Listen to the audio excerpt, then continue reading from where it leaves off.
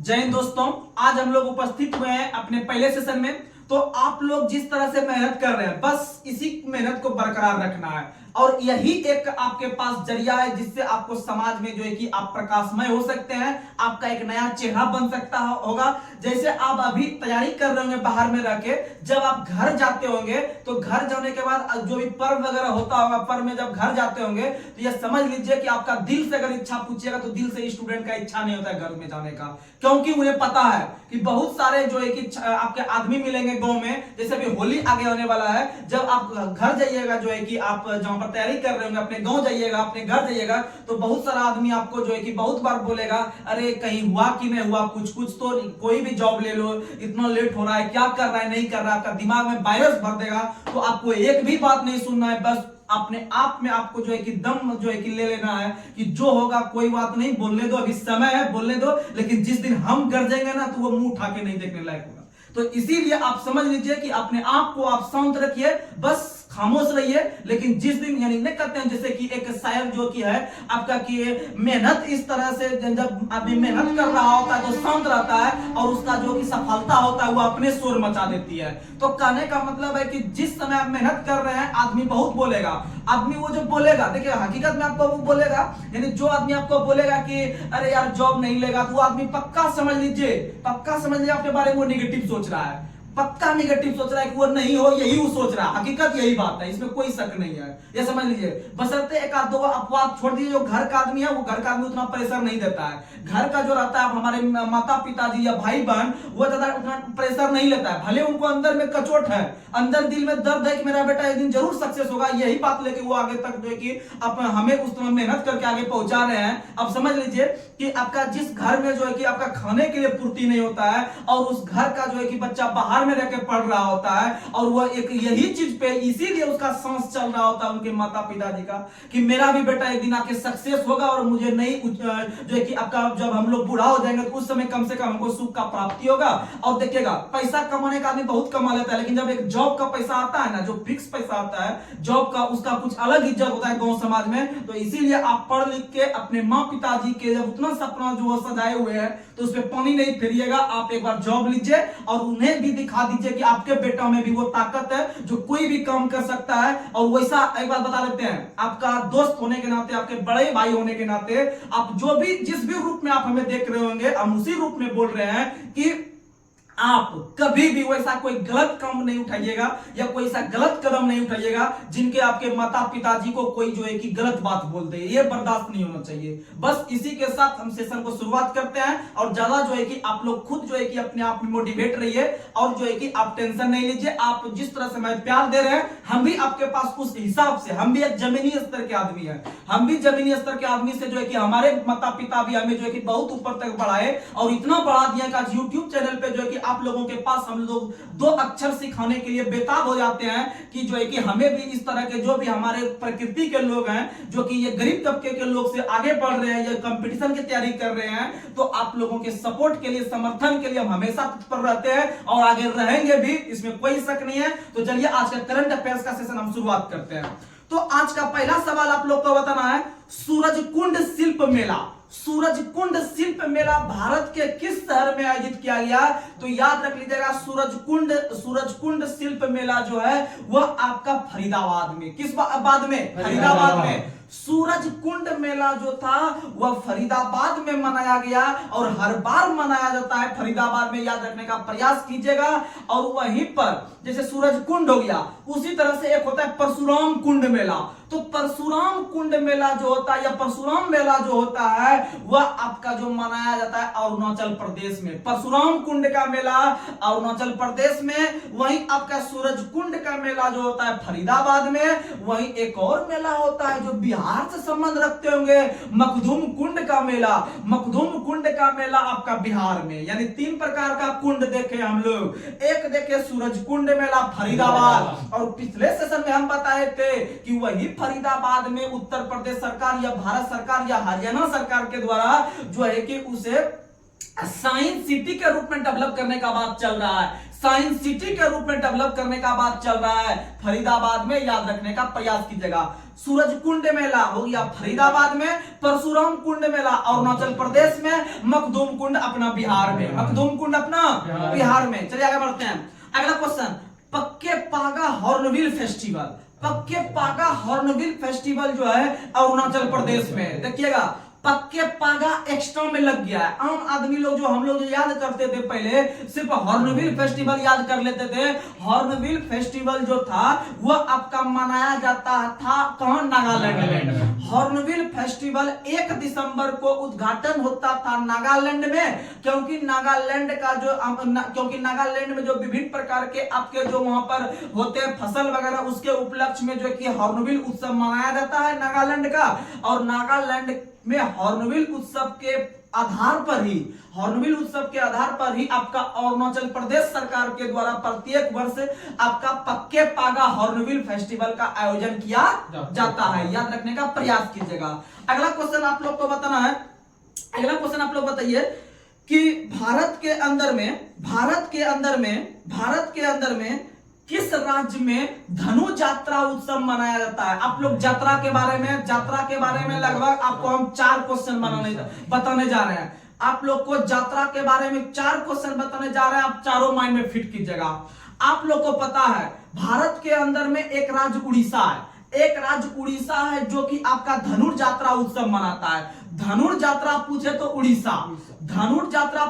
उड़ीसा, लेकिन अगर क्वेश्चन पूछ ले मेदरम यात्रा, तो मेदरम यात्रा देखिएगा। मेदरम यात्रा में से आपको मेदरम जो दिख रहा है 4 अक्षर का दिख रहा है, और आपका जो राज्य बताएंगे मेदरम यात्रा को जिस राज्य से सेट करवाएंगे वह राज्य भी 4 अक्षर का रहेगा, अर्थात तेलंगाना रहेगा। क्या रहेगा? तेलंगाना। यानी धनुर यात्रा उड़ीसा, मेदरम यात्रा तेलंगाना। और अगर खाली आपसे पूछे यात्रा तो यात्रा बंगाल।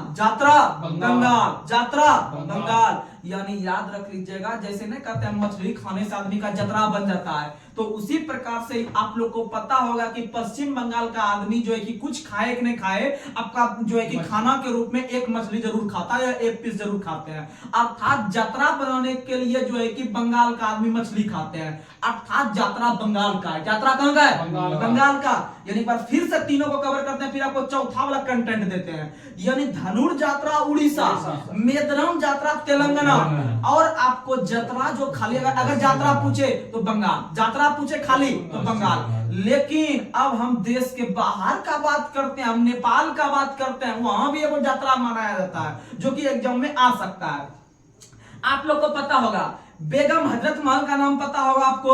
उसके बाद आपको जो है कि अवध के जो अंतिम नवाब थे वाजिद अली शाह, अंतिम नवाब जो थे अवध के वाजिद अली शाह, आप लोग को पता होगा अवध का क्षेत्र जो वर्तमान में अभी लखनऊ का एरिया पड़ता है, लखनऊ अयोध्या का क्षेत्र जो पड़ता है वो वर्तमान में जो है वो आपका जो क्षेत्र है उसको हम लोग पहले जानते थे अवध के नाम से जानते थे, अवध के नाम से। इसीलिए वहां पर ना एक गाना इधर निकला था अवध के, वो क्वेश्चन थी गाना जो कि आपका जुबिन नौटियाल ने गाया था, जो कि आपका अवध पे गया था, यानी कि वहां के एरिया पे गया था, वो जो है कि आपका राम भगवान के लिए गया था। तो याद रखने प्रयास कीजिएगा। यानी कि अवध जो थे वहां के जो अंतिम नवाब थे वाजिद अली शाह, उनके विरुद्ध 1856 ईस्वी में लॉर्ड डलहौजी के द्वारा कुशासन का आरोप लगा के उस शहर पे जो शासन कर रहे थे वाजिद अली शाह, उसे छोड़वा के भगा दिया उससे। यानी उसे भगा के भाग के बेचारा चल गया नेपाल। कहां चल गया? यानी चल गया नेपाल, यानी गाई यात्रा नेपाल, गाई यात्रा नेपाल। बेचारा यात्रा बनाने के लिए चल गया कहां? नेपाल। यानी आपको क्वेश्चन में ही क्वेश्चन का ट्रिक दे रहे हैं याद करने का, ये कंटेंट चाहिए आपको। यानी वहां से क्वेश्चन देखेगा, जो सेट बनाते होंगे ना उसको 1000 बार क्वेश्चन मिला होगा कि भारत के अंदर कौन सा एकमात्र ऐसा शहर था जिस पर लॉर्ड डलहौजी के द्वारा कुशासन का आरोप लगाया गया था, तो अवध पे लगाया गया था। और अवध के उस समय शासक वाजिद अली, उसके बाद उसे जीत कर जो है कि डलहौजी ने अपने क्षेत्र में मिला लिया।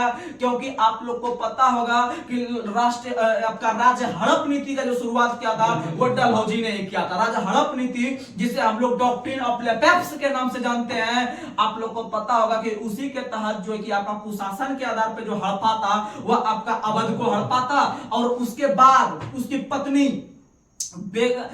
पत्नी जो थी वाजिद अली शाह की जो पत्नी थी, यानी बेचारा वाजिद अली शाह 1856 में वो भाग के चल गए नेपाल, लेकिन उसकी पत्नी जो है कि डटकर अगले वर्ष जब वहां पर 1857 का विद्रोह शुरू होता है 1 साल के बाद, तो उसी का बदला लेने के लिए उसी अवध से आपका भारतीय सेना का नेतृत्व या भारतीयों का जो नेतृत्व कर रहा था वही बेगम हजरत महल जो कर रही थी अवध या लखनऊ से कर रही थी, जो कि हम लोग रखते हैं उसमें से कि आपका 1857 का जो विद्रोह था, 1857 का जो विद्रोह था उसमें से आपके अवध या जो लखनऊ से जो आपके भारत नायक थे बेगम हजरत महल थे, अर्थात वो भी भाग के हार के चल गए, बाद में नेपाल भाग गई।